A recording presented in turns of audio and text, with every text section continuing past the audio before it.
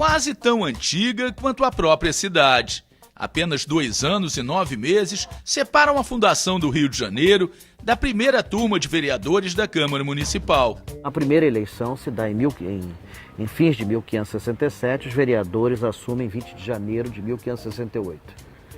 O dia 20 de janeiro sempre foi feriado no Rio de Janeiro, desde 1500, era o dia que os vereadores assumiam. Eles eram eleitos na altura do Natal e eles tinham que fazer a farda, né? O vereador tinha uma farda, que era uma farda toda branca, com penachos, assim. Imagine os atuais vereadores com farda branca, com chapéu de 3 bicos, penachos. Essa é uma coisa muito interessante. E, na verdade, a Câmara completa 450 anos esse ano, né?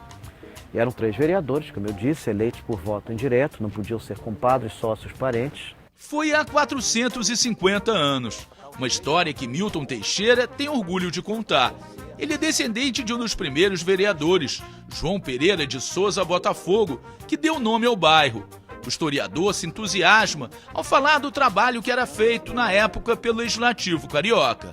Era a Câmara que cuidava da defesa da cidade, da construção de fortalezas, do pagamento das tropas, da abertura de ruas, secamento de pântanos, do abastecimento d'água. Inclusive, eles é que verificavam a qualidade da água. Era muito engraçado. Você pegava água no chafariz, botava num copo, botava dentro de um cofre por uns 2 meses. Aí depois de 2 meses chamava um escravo para beber a água, né? Se ele sobrevivesse é porque a água era apta para o consumo. Era esse o sistema altamente científico que existia à época. O mandato era de 1 ano, os vereadores se reuniam 3 ou 4 vezes por mês e depois de 12 meses de trabalho passavam a ser fiscais na administração seguinte. Com um detalhe, na época, os vereadores não recebiam salário. Eles diziam que servir ao município era uma honra e receber para isso era considerado uma ofensa. Se algum parlamentar roubasse, então, era condenado, com direito a exílio na África. Só em 1885, os vereadores passaram a ser remunerados. A Câmara Municipal mudou de endereço muitas vezes. Foram 14 sedes diferentes até chegar ao Palácio Pedro Ernesto, na Cinelândia. A primeira funcionou no interior da Capela São Sebastião, no Morro Cara de Cão. Em um dos endereços, uma tragédia.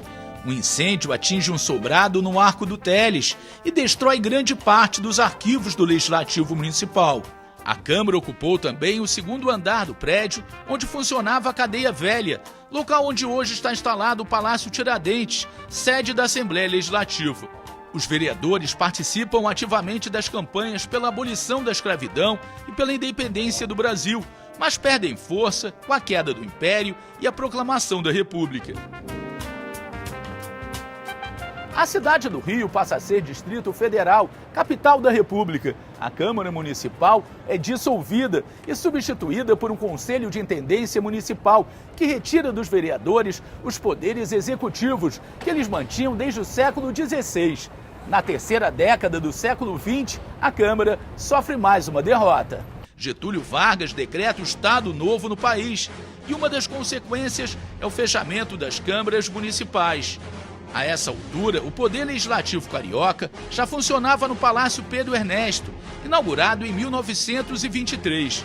Nos anos 40, com a redemocratização do país, os trabalhos no Pedro Ernesto são retomados e o palácio é palco de intensos debates sobre a entrada do Brasil na Segunda Guerra Mundial ao lado dos países aliados.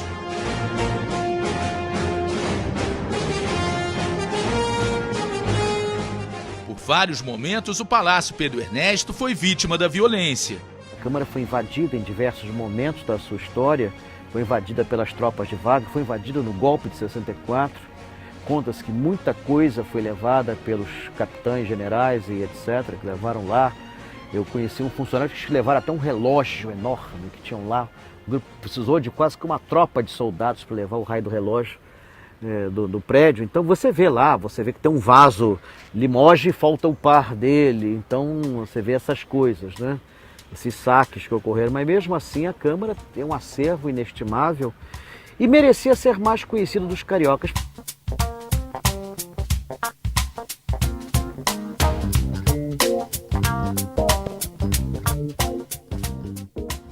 dos momentos de maior tensão dentro da Câmara Municipal aconteceu em 1980, quando uma carta-bomba explodiu no gabinete de um vereador. Um atentado praticado pelo Comando de Caça aos Comunistas. Antônio Carlos de Carvalho não se feriu, mas o tio e assessor dele foi mutilado. Perdeu uma perna e uma vista. Outras 5 pessoas ficaram feridas. O episódio foi um momento raro de violência numa casa sempre marcada pela paz e pela democracia, onde as palavras sempre foram a maior arma. A prova disso é que a arte do discurso aqui deu fama a vários vereadores. Pedro Ernesto, que dá nome à sede do Legislativo Carioca, se destacou nas décadas de 20 e 30, quando chegou a prefeito da cidade. Aparício Torelli, o Barão de Tararé, do Partido Comunista, travou debates antológicos com a bancada conservadora, que tinha o compositor e radialista Ari Barroso como dos destaques. A Câmara permanece no Palácio Pedro Ernesto até 1960, quando é instalada no local a Assembleia Legislativa do recém-criado Estado da Guanabara. Mas em 1975, ela recupera o status de Câmara Municipal, com a fusão da cidade ao estado do Rio de Janeiro, até que 2 anos depois, o prédio da Cinelândia passa a ser definitivamente a Casa do Legislativo Carioca. Nessa sacada, a Câmara Municipal testemunhou vários acontecimentos ocorridos na Cinelândia. A praça foi palco de algumas das principais manifestações políticas e populares do Rio no século XX. Foram passeatas, protestos e comícios, principalmente de partidos de esquerda. A Casa do Povo não poderia estar melhor localizada. Cinelândia é o grande tambor do Rio de Janeiro, né? Um grande palco das reivindicações populares. É assim desde o início do século XX, foi nos anos 50, nos anos 60, nos anos 70 e continua sendo hoje. É o local onde o governo quis espelhar um novo Rio de Janeiro, mas é um local também onde são discutidas e questionadas ideias, né? Como não lembrar das manifestações pelas diretas já e pela invasão dos caras pintadas que pediu o impeachment do presidente Fernando Collor? Foi pela Cinelândia que passou a Marcha dos 100 Mil, uma das maiores manifestações contra a ditadura militar. 3 meses antes, o Palácio Pedro Ernesto velava o estudante Edson Luiz, atingido por um tiro durante a invasão da Polícia Militar ao restaurante estudantil do Calabouço. A morte causou um clima de comoção no país.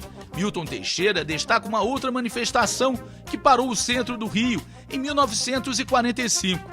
O desfile pela chegada dos pracinhas, que lutaram ao lado dos aliados durante a Segunda Guerra. Dizem que foi a maior manifestação que já existiu em qualquer época no Rio de Janeiro, que foi gente de vários estados da federação para receber os pracinhas, voltando da Europa, né, em 1945. Portanto, a Cinelândia tem essa importância para a cidade do Rio de Janeiro e continuará a ter. Que a atual democracia tenha vida longa e que a Câmara Municipal possa comemorar funcionando muitas e muitas décadas.